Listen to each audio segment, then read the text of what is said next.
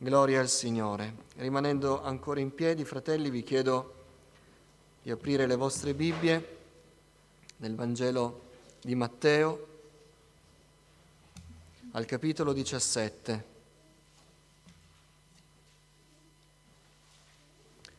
Matteo 17, leggeremo dal versetto 24 fino alla fine del capitolo. Mi ricordo che in questi culti stiamo trasmettendo la diretta su YouTube per quelli che non possono essere con noi.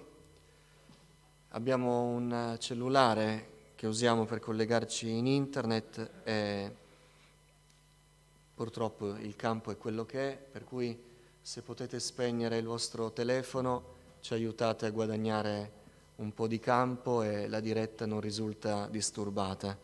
Oltretutto oggi non c'è bel tempo e quindi è ancora più difficile. Se potete farlo, ve ne siamo grati.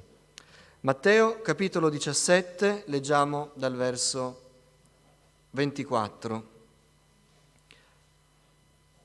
Quando furono giunti a Capernaum, quelli che riscuotevano le didramme si avvicinarono a Pietro e dissero: «Il vostro maestro non paga le didramme?» Egli rispose: «Sì». Quando fu entrato in casa, Gesù lo prevenne e gli disse: «Che te ne pare, Simone? I re della terra, da chi prendono i tributi o l'imposta? Dai loro figli o dagli stranieri?» «Dagli stranieri», rispose Pietro. Gesù gli disse: «I figli dunque ne sono esenti. Ma per non scandalizzarli, va al mare, getta l'amo e prendi il primo pesce che verrà su. Aprigli la bocca, troverai uno statere, prendilo e dallo loro per me e per te». Fino a qui, accomodatevi. Ora, rapidamente, per chi non è familiare con la parola di Dio, quello che chiedono gli esattori, chiamiamoli così, delle tasse del Tempio, a Pietro era una tassa non imposta dai Romani, ma una tassa del popolo giudeo che serviva per la manutenzione del Tempio. Dio aveva previsto, ed è un principio che ispira anche il nostro dare, le nostre decime, che una certa quota, una tassa annuale, fosse data per mantenere il Tempio, quindi farne la manutenzione. Ogni israelita maschio doveva pagare questa didramma. Quindi non era una tassa romana, era una tassa ebraica e veniva data. Tutti gli israeliti dovevano tutti gli anni contribuire per il mantenimento e la manutenzione del Tempio di Gerusalemme. Quindi questo è il contesto. Chiedono a Pietro se Gesù questa tassa la pagava. E da qui nasce tutto. E il Signore previene un po' tutti i ragionamenti di Pietro.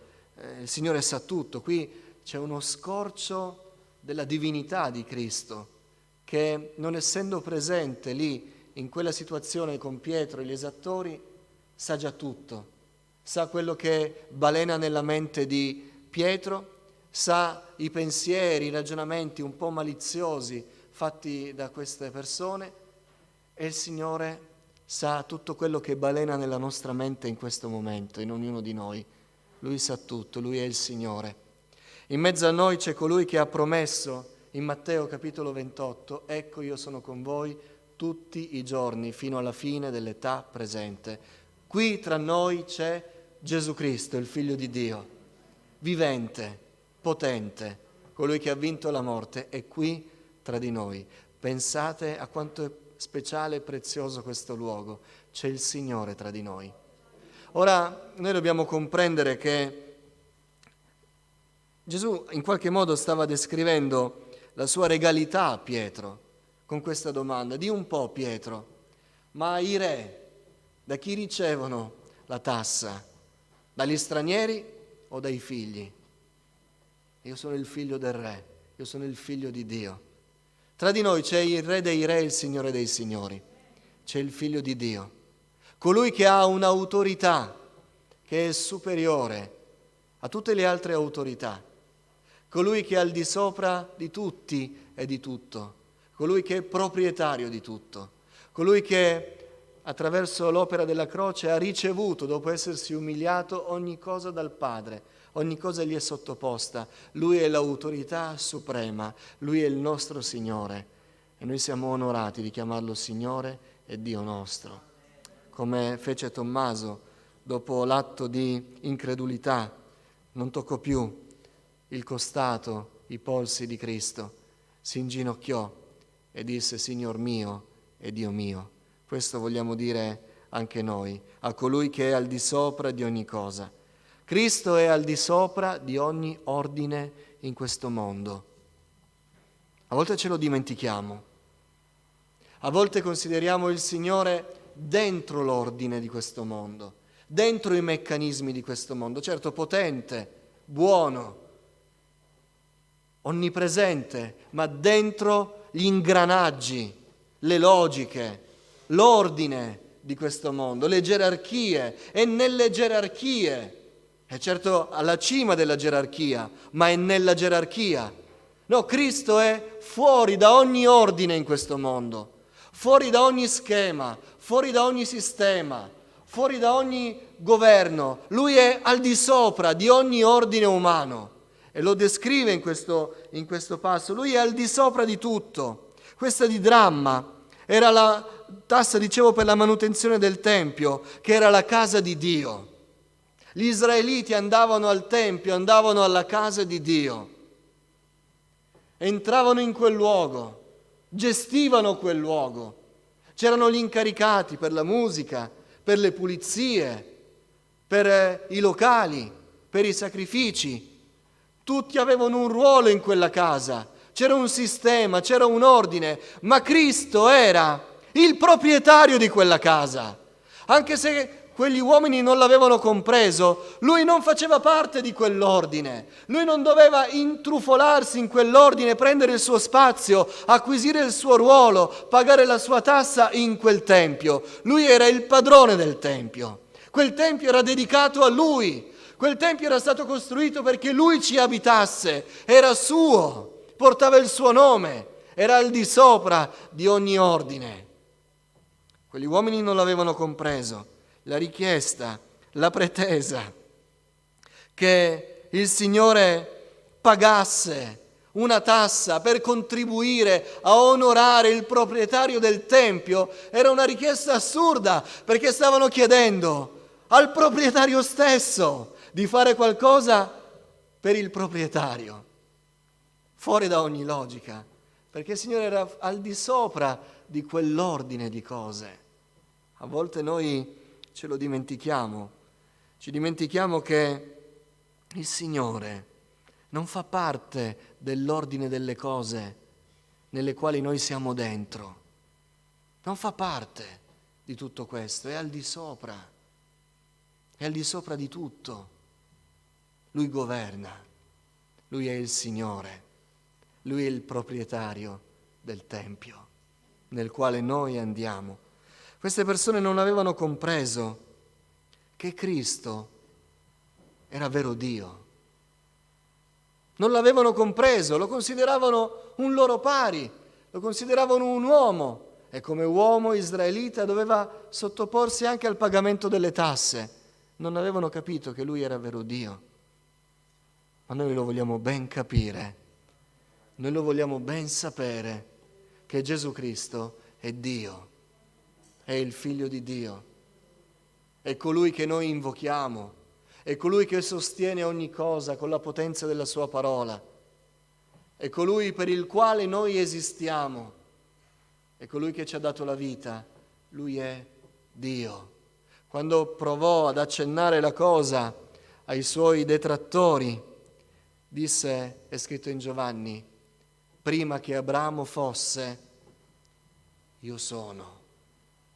Il nome di Dio, glielo stava dicendo, loro non l'avevano capito. E quante volte noi non capiamo che le nostre stesse richieste al Signore sono richieste rivolte a Dio, a colui che è al di sopra di ogni cosa.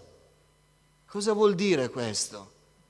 Vuol dire che nel nostro cuore, innanzitutto, ci deve essere il timore di Dio. Noi ci dobbiamo accostare al Signore con il timore di quelli che sanno che si accostano all'Iddio vivente e vero. Siamo qui, fratelli, con grande gioia perché siamo insieme, ma siamo qui a incontrare Dio. Dio. So che è una gioia rivederci, ma siamo insieme per andare tutti insieme alla presenza di Dio. Quello che facciamo qui è qualcosa di meraviglioso, qualcosa di alto, qualcosa che deve far scendere nel nostro cuore il timore. Non è un nostro pari il Signore. Sulla croce c'erano 2 ladroni. Uno aveva capito, l'altro non aveva capito. Quello che non aveva capito parlava al Signore come se fosse un malfattore come loro. Tu, forza, che hai parlato così bene, scendi dalla croce e libera anche noi.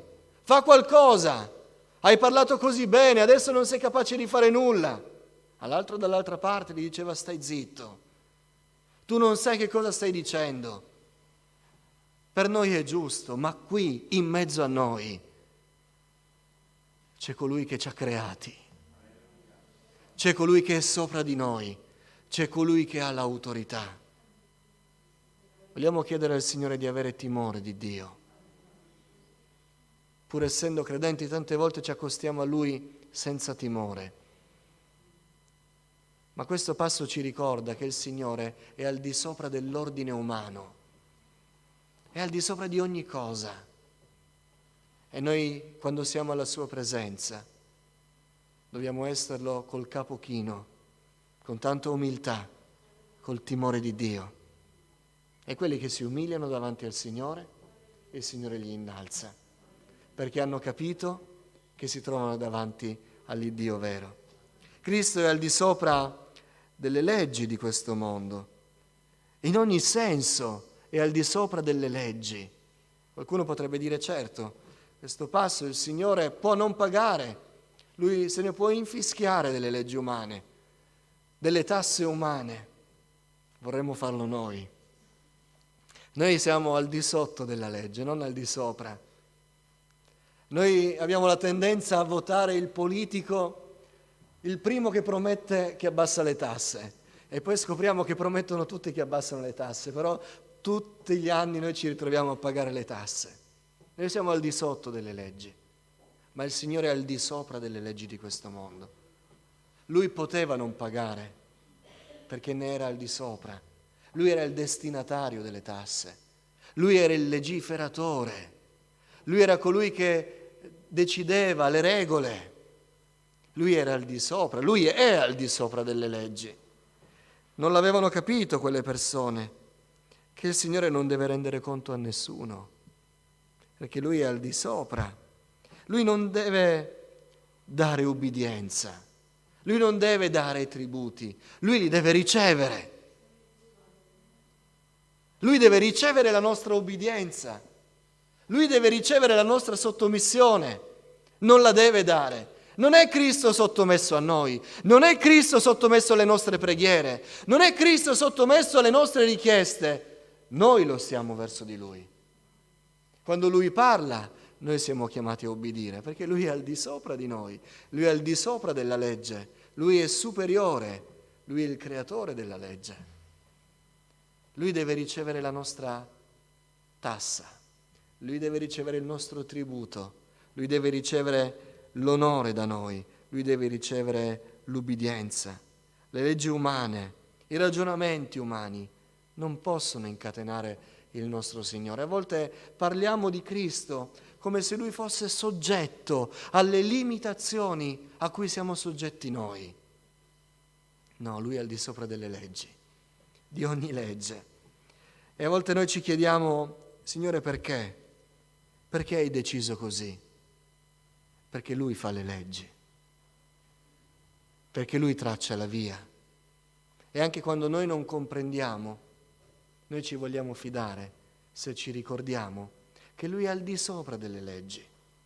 Anche le leggi della convivenza umana, le leggi costruite nella nostra mente su come dovrebbe andare la nostra vita, Lui ne è al di sopra.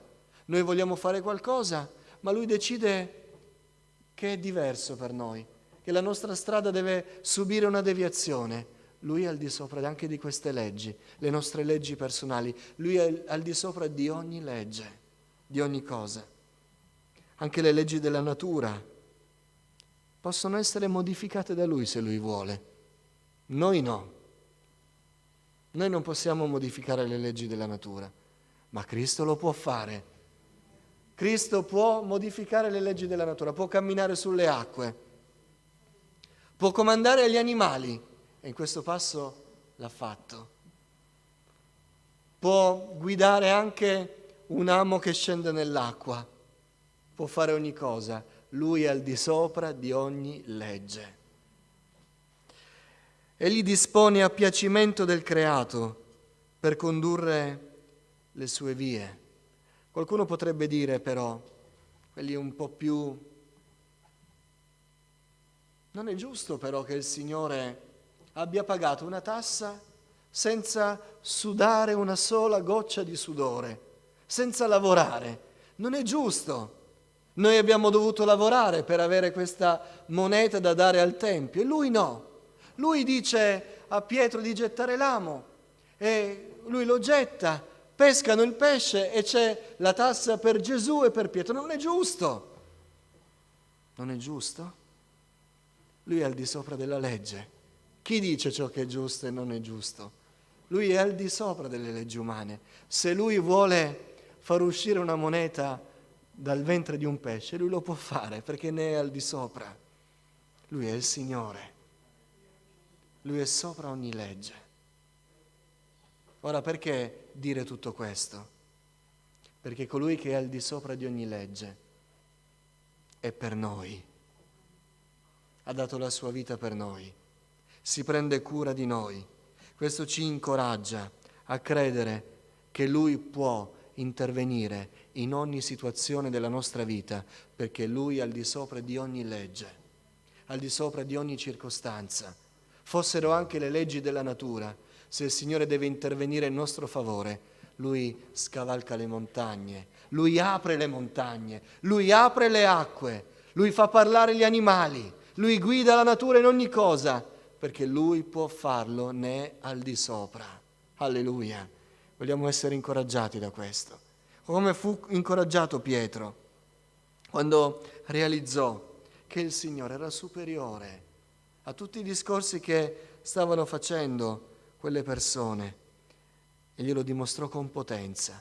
Va al lago, non ti preoccupare Pietro, ci penso io e ti faccio vedere che io posso ogni cosa. Io posso ogni cosa. Torniamo a casa con questo incoraggiamento. Il Signore può fare ogni cosa per noi, perché Lui è al di sopra di ogni legge.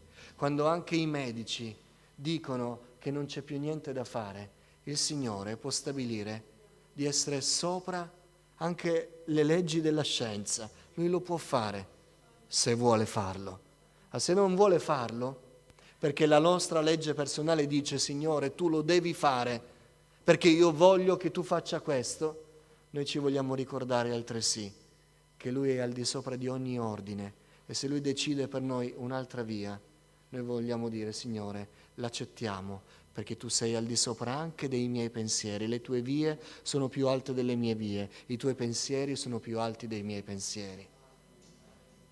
Ma Cristo, oltre a essere al di sopra di ogni ordine umano, essendo divino, e ogni legge umana, è al di sopra di ogni sentimento umano. Ne è al di sopra, i suoi sentimenti sono perfetti, sono puri, va al di là di ogni sentimento che noi possiamo incontrare in questo mondo. Dice l'Apostolo Giovanni che Dio è amore. Dio è amore. Se qualcuno vuole conoscere com'è Dio, si deve ricordare che Dio è amore perfetto, amore incondizionato, un amore che non si esaurisce, che non diminuisce, che non muta in base alle circostanze e alla nostra infedeltà. Dio è amore e noi siamo amati di un amore perfetto, un amore che scaccia via la paura. E i sentimenti del Signore per noi sono diversi dai nostri sentimenti verso di Lui e verso gli uomini stessi. Lui è buono e la sua bontà dura in eterno. Abbiamo detto che Lui è al di sopra di ogni ordine, al di sopra di ogni legge. Lo dimostrò a Pietro, lo insegnò con le sue parole e lo dimostrò con un miracolo. Ma pensiamoci, dopo aver detto a Pietro, io sono Dio, io sono il proprietario del Tempio, io devo ricevere le tasse, non le devo pagare. Questo sarebbe stato sufficiente per Pietro. Ma il Signore ha sentimenti che vanno oltre e dice a Pietro, Pietro, per non scandalizzarli, va al lago, prendi la moneta e paga la tassa. Mi abbasso e pago la tassa, anche se non ha senso, perché sarebbe dare del denaro che riceverò io stesso come Dio. Vado oltre, i miei sentimenti sono perfetti, il mio amore anche per queste persone che provano a mettermi in difficoltà va oltre e rimane immutato per loro. Va, Pietro, e prendi la moneta e paga la tassa e pagala per me e pagala per te, perché io amo queste persone. I miei sentimenti per loro sono profondi. I sentimenti del Signore vanno oltre le logiche del cuore umano. In Cristo non c'è vendetta, non c'è spirito di rivalsa, non c'è il desiderio di dare una lezione, ma c'è sempre la volontà di salvare. Se pagando quella tassa, quelle persone si sarebbero avvicinate di più a Cristo, valeva la pena pagare quella tassa, anche se non aveva senso, anche se non era giusto, anche se non avrebbero capito che c'era l'Iddio vivente davanti a loro. Ma il Signore non voleva dare una lezione, il Signore voleva salvare anche quei cuori. I sentimenti di Cristo sono più grandi dei nostri. Cristo non aspetta che Pietro parli, Signore, ho un dubbio, mi hanno insinuato un pensiero. Il Signore non ci lascia nei tormenti interiori, i Suoi sentimenti sono perfetti per noi. Prima ancora che Pietro parla, dice il testo che Gesù lo previene. Il Signore non ama che noi rimaniamo nei nostri tormenti. Se lo permette è perché c'è un senso nella prova, c'è qualcosa che dobbiamo comprendere di Lui, ma quando non è così, il Signore non prende piacere nelle nostre sofferenze e ci previene e parla prima di noi per dirci, Pietro, so cosa c'è nel tuo cuore e non prendo piacere che tu rimanga così. Subito ti parlerò perché tu abbia pace.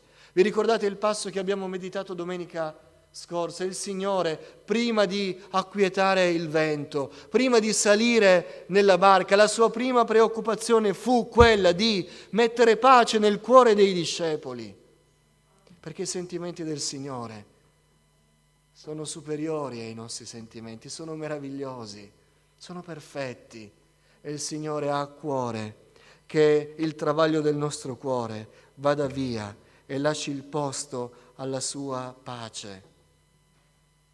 Cristo provvede perché i Suoi sentimenti per noi sono larghi. Cristo provvede, la questione era tra Cristo e gli esattori, non con Pietro. Nessuno chiese di Pietro, ma il Signore sapeva che forse Pietro, che in un certo momento nel cammino con Cristo non si risparmiò di ricordare al Signore, Signore, noi abbiamo lasciato il lavoro, abbiamo lasciato la casa, abbiamo lasciato le famiglie e l'abbiamo fatto per Te. In altre parole, Signore, le nostre tasche sono vuote e sono vuote perché abbiamo deciso di servire Te. Non sono vuote perché abbiamo sbagliato a fare i conti, abbiamo preso decisioni sbagliate, sono vuote perché abbiamo deciso di seguirti. E il Signore non è indifferente a quelli che consacrano la loro vita a Lui. Chi onora il Signore è onorato dal Signore. E i sentimenti del Signore sono così larghi che il Signore anticipa Pietro, perché Pietro avrebbe potuto dire: ecco, adesso il Signore tira fuori una moneta dal pesce e paga la sua tassa, e io? Il Signore è buono. E dice: Pietro, nel ventre del pesce c'è un pensiero per te, perché io non mi dimentico di te. Io non mi dimentico che mi hai seguito. Io non mi dimentico che hai lasciato tutto per me. Il mio pensiero è sempre verso di te. Va e troverai la mia provvidenza anche per te, troverai il tributo anche per te, perché tu possa sapere che la sorte del Figlio di Dio io la condivido con i miei fratelli e le mie sorelle, che diventano per me coeredi delle promesse. Tu sei mio fratello, Pietro, tu sei coerede, tu hai riservata per te la sorte che è mia, quella di avere il dominio sulla natura, quella di ricevere il tributo, quella di godere del privilegio di essere alla presenza del Padre. E in questo Gesù dimostra che i suoi sentimenti sono più puri, più alti, più grandi dei nostri. Questa sera noi possiamo andare a Gesù, che non ci caccerà via, che ci mostrerà che conosce la nostra mente, quello che stiamo pensando, quello che stiamo passando, che non si è dimenticato di noi. Forse ci siamo dimenticati noi di Lui, ma Lui non si è dimenticato di noi. E che Lui è ancora al di sopra di ogni legge naturale, fisica, scientifica, giuridica, personale. Egli è al di sopra di ogni legge. E noi possiamo confidare in Lui, che è sopra ogni cosa. Ma prima di ogni altra cosa ci vogliamo ricordare che Lui è al di sopra di ogni ordine. Lui è Dio. E chi vuole essere chiamato fratello o figlio di Dio, chi vuole ricevere le promesse del Signore, si deve accostare a Lui con timore, sapendo che è a Dio che ci accostiamo e non un uomo, a colui che è santo, colui con cui non si può scherzare col peccato, coi compromessi, ma è Dio, il proprietario del Tempio, a cui noi diamo il nostro tributo, la nostra lode e la nostra adorazione. Alziamoci in piedi e andiamo a colui che è al di sopra di ogni cosa, che siede nei luoghi altissimi, dice Isaia, eppure è con colui che è umile di cuore. Alleluia.